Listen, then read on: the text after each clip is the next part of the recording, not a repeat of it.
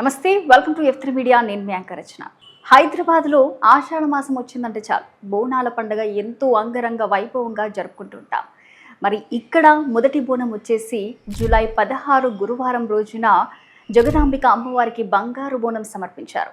July 19 తారీఖున గోల్కొండలో అంగరంగ వైభవంగా బోనాలు సమర్పించారు. నెక్స్ట్ జూలై 26న సికింద్రాబాద్ లష్కర్ బోనాలు, అలాగే బల్కంపేటలో అందరూ కూడా భక్తులు కూడా అమ్మవారికి బోనం సమర్పిస్తూ ఉంటారు.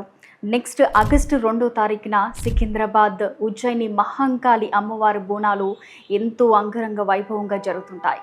అలాగే నెక్స్ట్ రోజు మరుసటి రోజు ఆగస్టు 3వ తారీఖున భవిష్యవాణి జరుగుతుంది. మరి అక్కడ ఘట్టాలను కూడా ఊరేగింపుగా కొనసాగుతుంది. మరి ఎంతోమంది భక్తులు అమ్మవారికి బోనం సమర్పిస్తూ అష్ట ఐశ్వర్యాలు ఆయుర ఆరోగ్యాలతో అందరూ ఉండాలి అంటూ కూడా ప్రతి ఒక్కరూ బోనం సమర్పిస్తూ ఉంటారు. చాలామంది కోరిన తర్వాత కూడా అమ్మవారికి బోనం సమర్పిస్తూ ఉంటారు. సో చూసాం కదా, మరి ఈ ఒక నెల రోజుల పాటు ఎంతో అంగరంగ వైభవంగా హైదరాబాద్లో అయితే ఆషాఢ మాసం బోనాలు అయితే జరుగుతున్నాయి.